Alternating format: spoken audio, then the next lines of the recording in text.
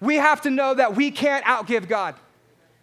Go ahead and try. God will not be indebted to no one. We cannot outgive God.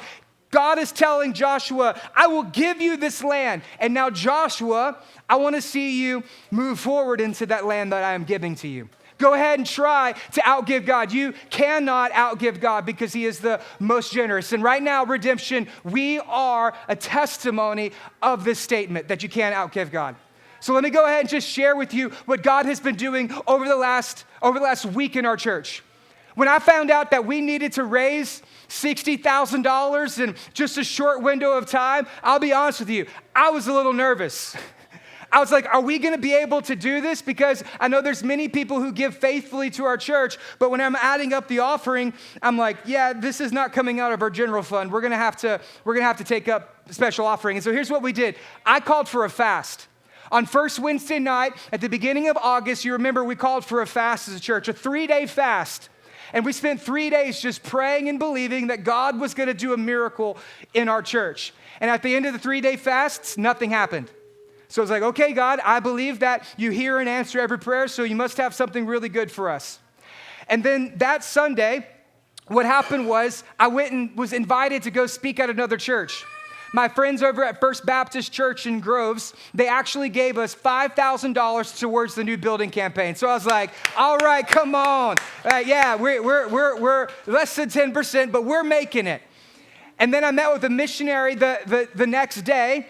And as I'm sitting there talking to the missionary, I feel the Lord lay it on my heart to give him $4,000. And so I said, okay, well, here's what we're going to do. We're going to give you $4,000. And so now we're down to $1,000. But what does Jesus say? Give, and it will be given unto you. So I received 5, gave 4 away.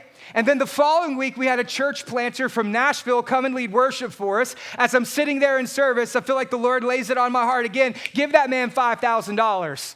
And so I was like, God, I just gave this away, and now you want, and then God spoke to me and said $5,000. So during worship, I ran in the back, I cut him a $5,000 check, we jumped up on the stage, blessed his church plant with it, so now we're $9,000 in the hole.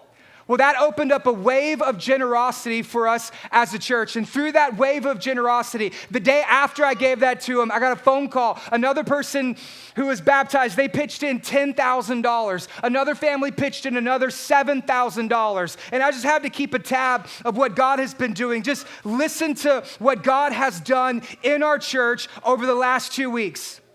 So we see that we have one family who gave 10, another family that gave 7, a local church gave 10,000, another church gave $10,000, CMN, the church multiplication network that we're a part of, pitched in 20,000, another church pitched in 5,000, anonymously 1,000 showed up, 5,000 came in online just from my Be Bold birthday post on Facebook, a church that I've never met in Maryland called, he gave us $2,000, and by the end of the week, we gave away $9,000, and God has given to us in the last 2 weeks towards our new building campaign. In 2 weeks after fasting and praying, God has blessed us with $87,000 towards the church. Come on, let's go. Won't he do it?